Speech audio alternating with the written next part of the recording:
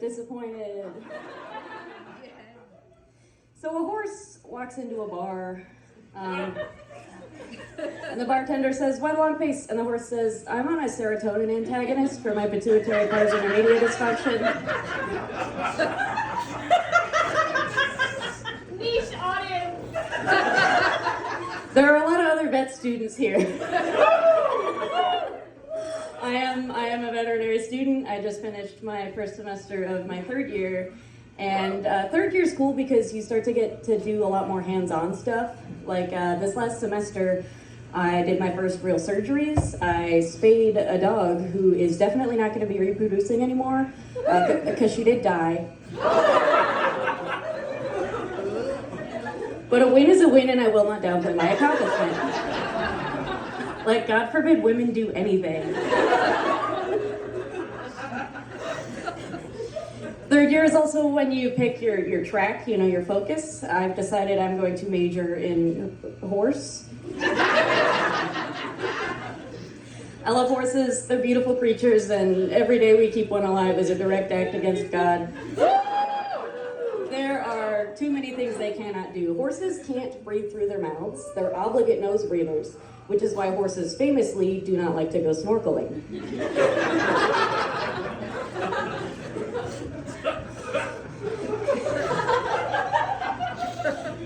Horses also can't vomit.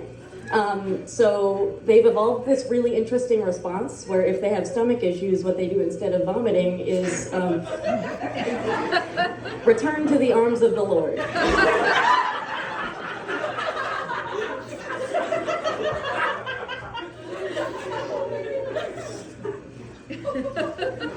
They do have some strengths though, like every single female horse is involved in local government.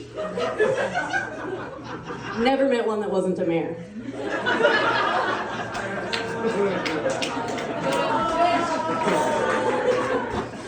Some of the jokes are for me.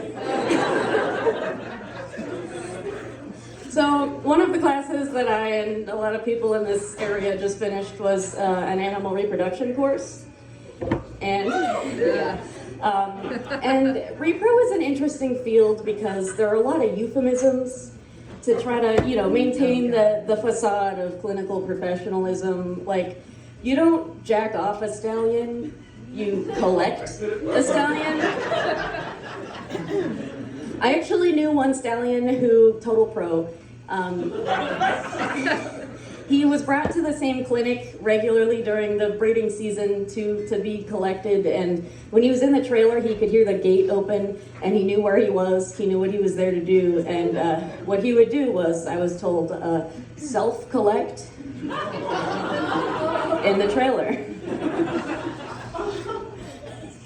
When you collect a stallion, you use a device called, they call it an AV, an artificial vagina, because the field is once again full of cowards who refuse to call it what it is, which is a horse fleshlight.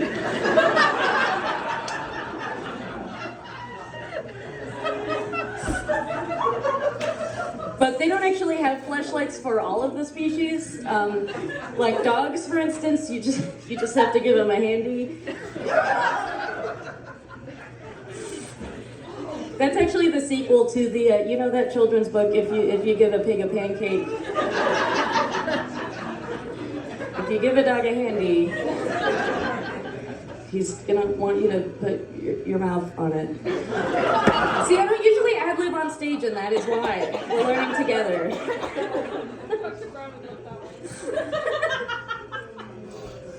So one procedure that we don't really talk about in vet med is circumcisions. I don't know anything about circumcisions. Do you have to get those like touched up? You ever going to get your roots done?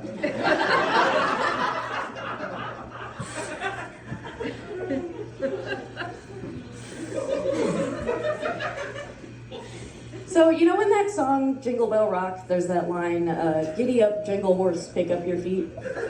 Don't you think jingle horse sounds like a slur for a reindeer? We got the slur target audience over here. If I was a reindeer and somebody called me jingle horse, I'd be pissed. That's like calling a zebra a mime horse. When I wrote that joke, I was thinking, okay, I need to come up with a slur for another equid. I don't love how quickly Mime Horse came to me. Inventing new slurs was not a skill that I wanted, but it's a skill I have.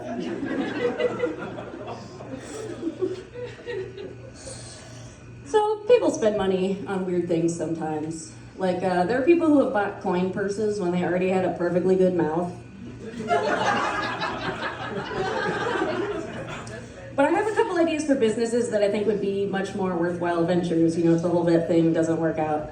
The first idea is for babies. You've heard of them. As I'm sure you know, the biggest problem with babies these days is, they're just not very customizable. But those helmets they make for when their heads come out the wrong shape to kind of smush it back into a sphere? I think we are limiting ourselves by only making spherical baby heads.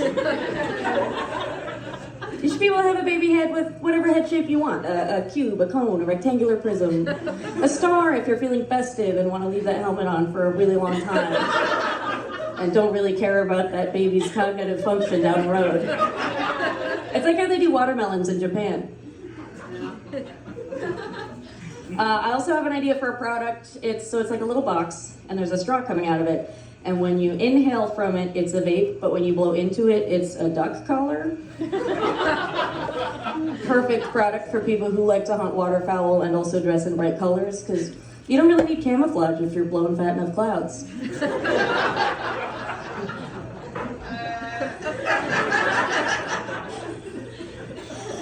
And I also have an idea for getting into the entertainment industry, because I think that there should be a dance company comprised entirely of children with vitamin D deficiencies.